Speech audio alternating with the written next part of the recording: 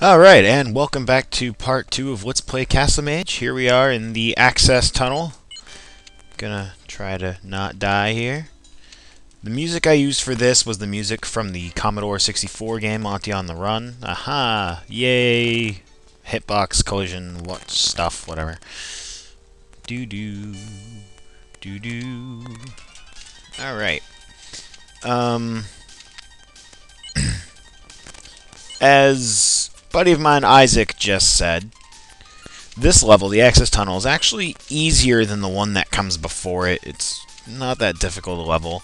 And I mentioned that there are several difficulty spikes in this game, for better or for worse. So this one's just a quick blow through. I don't really introduce much of anything new except well, vertical scrolling. There's also this semi-dick move right here, but whatever.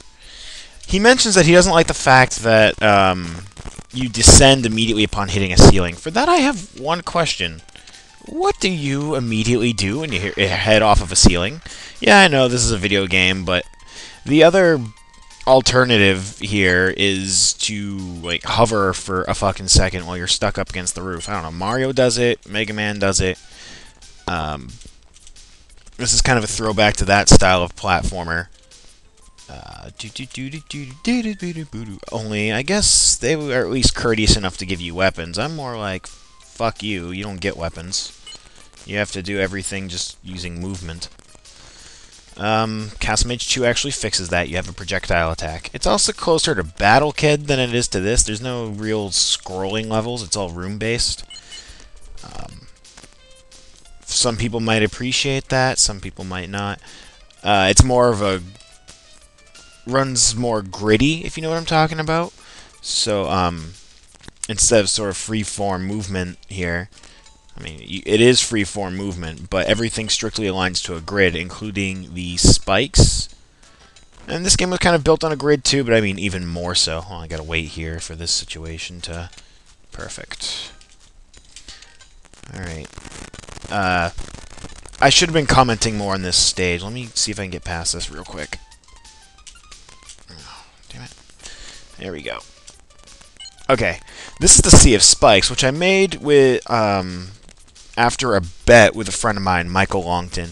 He said, hey, I bet you can't cram, this many spikes into a level. And I went, I bet you I can, so... He brought that one upon himself. Anyway, this is the dungeon exit, if I remember correctly. That's what is probably the only difficult part of this level, is that intro. You can get 2 cheap hits there, and that's about it. So we're entering this next stage of Castlemage. The music here is from Guilty Gear, a favorite game of mine. Okay, this part's kind of dick move-ish, you'll see why, so... Alright, there we go. I had to make that extra jump to ensure that I had a clear landing, and I managed to screw that up, even. Alright. Wait for the squiggly to go to the left. Drop down. To the right. Jump through. To the left. Jump through. Jump. Jump again. Jump again. Jump again. Jump again. Don't eat spikes. Almost ate spikes. Try not to hit the orbita here. Jump. There's enough space to just stand there, but I wanted to make sure I had it lined up properly. Alright. This part's a lot easier than it looks. Just...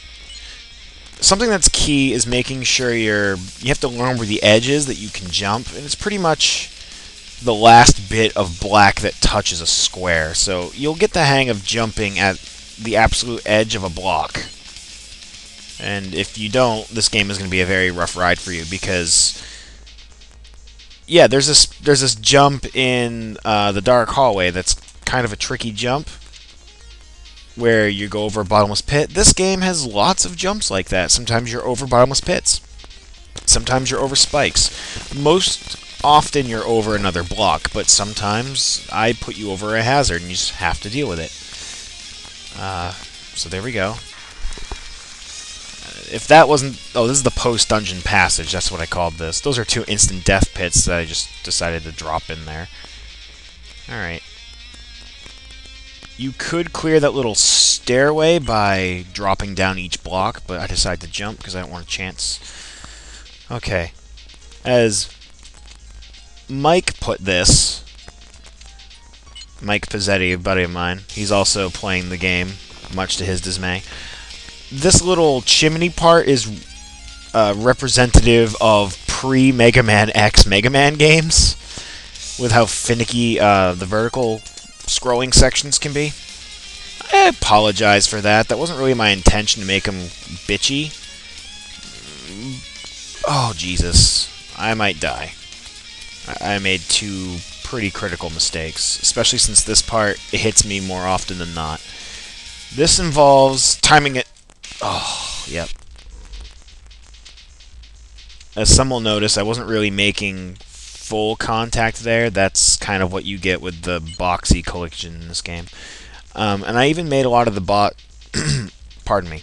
I made a lot of the boxes smaller than they should have been for the enemies. So the box for an enemy sprite is actually smaller than the sprite itself.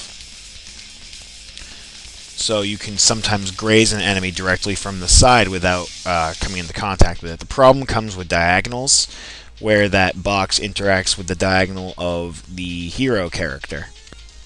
Then it looks like you should have about an inch or so to avoid it, and you don't avoid it. So yeah, sometimes you get hits like that, but in all honesty, this game isn't...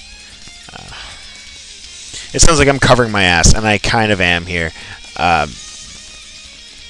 This game is hard, but it's not hard enough that you lose so much progress if you happen to catch an errant spike. And I think many of the levels that present more chances for that to happen, the errant collision is the earlier ones. And later on, it should become... like, when you get hit, you got hit because you screwed up. That's what it's like in later levels. Okay. Alright, we're just going to take that hit and call it good. I don't want to rush this jump, lest I fall into a spike. And then I rush those.